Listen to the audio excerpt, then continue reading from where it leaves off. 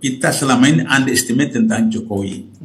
Kita anggap Jokowi itu orang bodoh. Ternyata tidak. Dia itu orang super licik. Golkar itu partai tertua di Indonesia. Tahu-tahu dalam waktu hanya 1 pekan dilengsarkan ketua umumnya.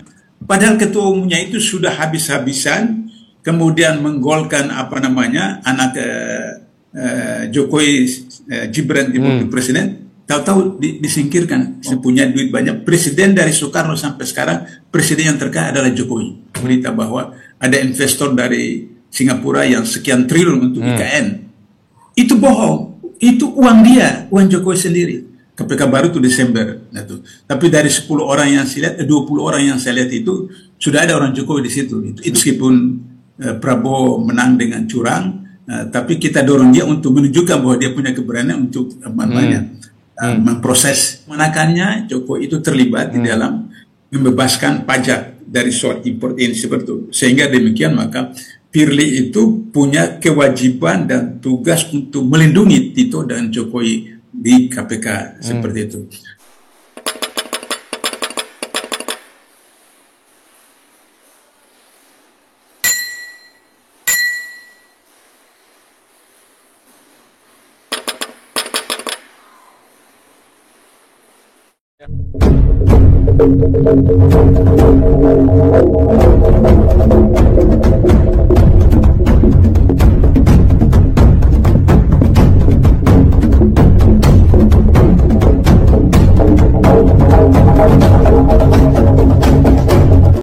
Oh, banyak sekali.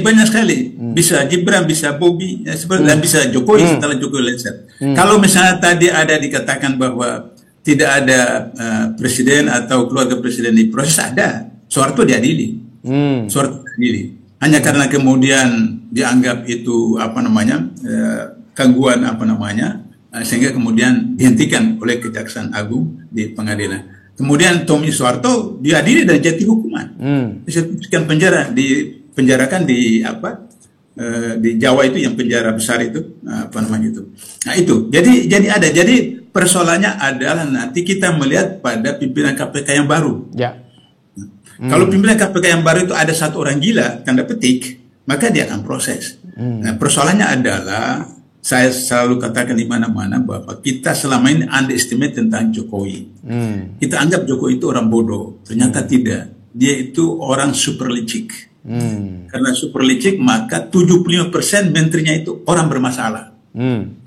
Orang bermasalah. Sehingga kemudian, coba Anda pikir, Golkar itu partai tertua di Indonesia sejak tahun 71, tahun 74. 71, pemilu pertama baru tahun 71.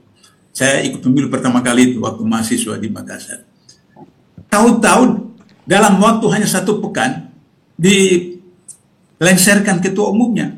Padahal ketua umumnya itu sudah habis-habisan, kemudian menggolkan anak Jokowi Gibran di presiden. Tahu-tahu disingkirkan seperti itu. Kenapa? Karena yang punya duit di Indonesia hari ini, kalau kita anggap itu 9 naga, betul 9 naga punya duit. Tapi yang menjalankan atau mempunyai duit banyak, presiden dari Soekarno sampai sekarang, presiden yang terkaya adalah Jokowi. Jadi kalau dia kan pernah mengatakan di pocket saya ini ada 11 triliun, itu tidak bohong. Itu tidak bohong. Memang dia punya uang. Nah, atau misalnya ada disebutkan berita medsos atau berita bahwa ada investor dari Singapura yang sekian triliun untuk IKN. Itu bohong. Itu uang dia, uang Jokowi sendiri. Seperti itu. Saya mau katakan bahwa Jokowi super licik sehingga semua 75% menterinya itu kena sandera, sehingga mereka macam-macam. Coba kita lihat tiba-tiba PKS kemudian langsung masuk bergabung dengan Kim seperti itu. Nah, tiba-tiba Nasdem dengan PKB yang mengusung Anies dalam Pilpres 01 tiba-tiba hijrah ke sana. Itu kan luar biasa seperti itu karena semua tersandar seperti begitu. Jadi kalau misalnya masyarakat khususnya Pak Edi ini Edi Mulyani ini setiap hari terus dengan programnya sehingga kemudian KPK itu bisa selesai pada waktu Desember nanti KPK baru itu Desember. Nah, tuh. Tapi dari 10 orang yang saya lihat, 20 orang yang saya lihat itu sudah ada orang Jokowi di situ. Itu problem. Sudah ada orang Jokowi yang muncul di situ, sehingga bergantung lagi pada DPR. Tapi DPR kan dikuasai oleh Kimples seperti itu, sehingga bisa dipastikan bahwa juga orang Jokowi masuk di dalam pimpinan KPK. Nah, sehingga demi itu kembali kepada LSM, kembali kepada pegiat anti korupsi untuk selalu mendatangi atau menggrebek KPK agar supaya KPK berani punya nyali untuk bisa memeriksa itu. Di samping itu ya meskipun Prabowo menang dengan curang, tapi kita dorong dia untuk menunjukkan bahwa dia punya keberanian untuk memproses lawan-lawan politik yang selama ini menjadi musuh, apalagi yang seperti disebutkan Pak Edi tadi dan Papa Pupu apa segala macam dan seperti itu. Nah, itu bisa kemudian digunakan oleh Prabowo. Saya kira itu, Mas. Ya, satu lagi nih Pak Abdullah. Kalau Anda tadi sudah menjelaskan caranya ya, dengan Bobi melalui Gibran dengan ke KPU-nya. Pertanyaannya adalah, kalau kita mengandalkan KPK sekarang, apakah masih mungkin? Ataukah seperti apa yang bisa dilakukan? Kalau sekarang memang tidak bisa kita harapkan. Sebab apa? Saya tadi katakan Jokowi itu super lecek. Ketua KPK Firly itu adalah orang Jokowi. Ya. Jadi Anda bisa ingat kasus buku merah. Ya. Sekian 5 atau 10 tahun yang lalu. Buku merah itu disebut buku merah karena buku itu warnanya merah. Warnanya merah. Di situ kemudian tercatat nama Tito yang menerima sekian juta dolar, ribu dolar dalam impor sapi seperti itu. Nah, kemudian Jokowi tidak terlibat, tapi kemanakannya Jokowi itu terlibat di dalam membebaskan pajak dari soal impor ini seperti itu. Sehingga demikian maka Firly itu punya kewajiban dan tugas untuk melindungi Tito dan Jokowi di KPK seperti itu. Nah, sehingga begitu maka ketika beliau diikuti penindakan, saya sudah pensiun, saya diundang waktu itu saya Direktur Pasca Sarjana di Lubulingga, Sumatera Selatan. Saya diundang oleh pengawas internal KPK untuk diminta keterangan sebagai ahli apakah yang dilakukan oleh Firly ini melanggar kode etik atau tidak.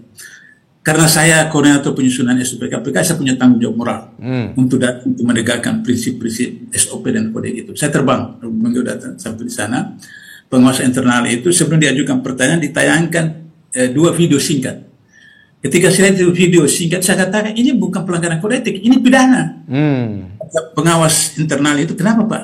Undang-undang KPK menetapkan bahwa orang KPK tidak boleh berhubungan langsung maupun tidak langsung dengan tersangka, calon tersangka, saksi, calon saksi, dan keluarganya. Ini dia berangkulan 2 kali video yang berbeda dengan gubernur yang sedang diawasi KPK. Jadi itu pidana. Maka diproseslah oleh Majelis Kode Etik di KPK, dijatuhi hukuman bersalah. Tapi SOP di KPK itu yang menentukan bersalah atau tidak seorang pegawai KPK atau pejabat KPK itu ada Majelis Kode Etik, tapi eksekutornya ada pimpinan. Sebelum pimpinan terbitkan SK pemberhentian, Tito tarik dia, karena kan sama-sama orang Sumatera Selatan. Ditarik kemudian jadi Kapolda di Sumatera Selatan. Dalam kedudukan sebagai Kapolda Sumatera Selatan, dia ikut seleksi pimpinan KPK. Sampai di pansel lolos, sampai di Komisi 3 DPR, pimpinan KPK resmi mengirim surat ke Presiden dan DPR bahwa orang ini bermasalah. Kodenya itu. Tapi faktanya 42 atau berapa orang Komisi 3 itu bulat suara aklamasi memilih Firly sebagai Ketua KPK. Bahkan teman-teman PKS juga turut seperti itu. Wartawan tanya saya, Pak Abdullah bagaimana bisa Firly terpilih Ketua KPK? Saya katakan dia itu mantan deputi penindakan. Karena dia mantan deputi penindakan, dia tahu kasus-kasus mereka. Nah, jadi itu mulai pesantren menyandera seperti itu. Itulah maka kasus Harun Masiku yang bukan apa-apa, bukan siapa-siapa di partai, sudah 3 tahun tidak bandingkan dengan Nazarudin, bendahara partai berkuasa, tapi karena SB itu mendukung KPK, SB memerintahkan Polri bantu KPK, kami kejar ke Lombok dan ditangkap hanya dalam waktu 4 bulan lebih. Tapi ini Harun Masiku karena melibatkan partai besar, melibatkan sekjen, melibatkan ketua, melibatkan Presiden dan Tito, maka kemudian sampai sekarang seperti tadi itu. Jadi itu untuk sekarang ini, apalagi tinggal cuma 3 bulan seperti itu, memang tidak bisa diharapkan. Tapi berharap bahwa nanti LSM masyarakat itu menggeruduk Komisi 3 ketika proses penyaringan 10 orang untuk menjadi 5 orang itu di sana itu, sehingga kemudian orang-orang yang dianggap orang-orang Jokowi itu betul-betul tidak terpilih di sana, sehingga dengan begitu bisa memproses. Jadi kalau presiden sudah lepas, bisa dipanggil seperti itu. Dulu kami panggil Budiono, cuma waktu itu Budiono kurang sehat, kami penyidik datang ke rumah Budiono diperiksa seperti itu. Tapi karena kasus itu intinya ada di Sri Mulyani sebagai Menteri Keuangan, karena itu kasus Bank Senturi, maka Sri Mulyani dibawa kabur ke Amerika, sehingga proses itu tidak diteruskan kepada Budiono karena kuncinya di Sri Mulyani. Tapi beberapa yang lain ditangkap, dipenjarakan kasus Senturi. Itu Mas.